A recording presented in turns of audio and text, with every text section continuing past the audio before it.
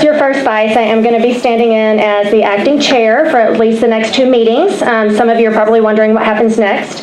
But before we go into all that, I just want to say that David Gibson and Renee, they're the 2 that most recently submitted their resignation. They did an excellent job. So it's a very difficult job to do. And in many cases, I think it's very thankless. And so if we can all just give them a round of applause and appreciation for what they did. Okay, so for those of you who are wondering what happens next, as I said, I'm going to be standing in as your acting chairman, and under the RPA rules, it is Article 2, Section 7C that authorizes me to do such. Now, I'm also required to call an election within 75 days of his resignation for the position of chair.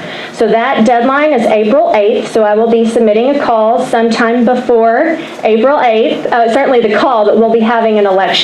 So if any of you are interested in running for the position of chair, if you're a member, an active member, you are eligible to do so. You can announce your intent tonight. You are also eligible to be nominated from the floor the night of the election.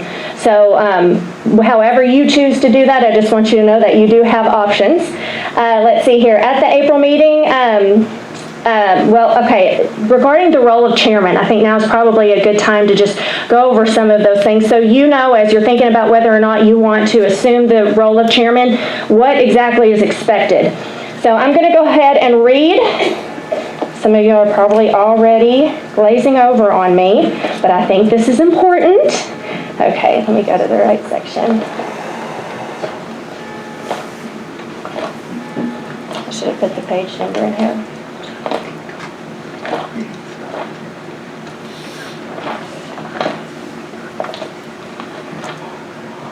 Okay, the duties of the chairman.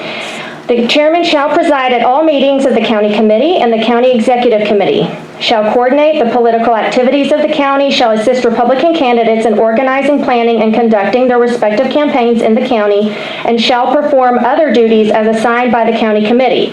The county chairman shall appoint all chairpersons and members to serve on all standing and ad hoc committees. That section does go on to talk about who is not eligible to be a chairman if you want to read further, but that may help. And then I'm going to go ahead and read from Robert's Rules as well.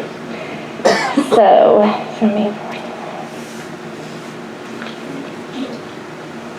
okay.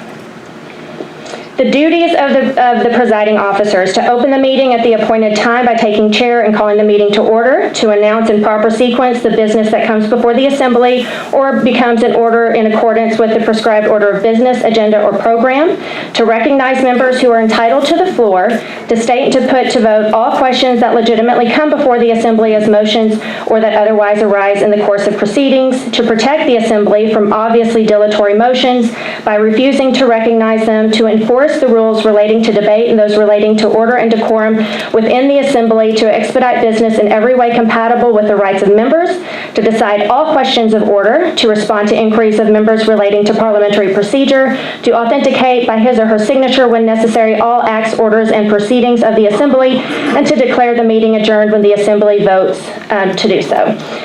So, hopefully now you all have a basic understanding of what is expected of the chairman, and so you can be thinking and praying about that. And if you have any questions for me, I'm happy to answer those, and I'm sure some of our former chairmen are also going to be happy to answer any questions you may have. So, okay, we'll go ahead and move on. Regarding expectations, and I am going to enforce this. I want to read just a few more things too. Sorry, guys, I know y'all are probably not happy about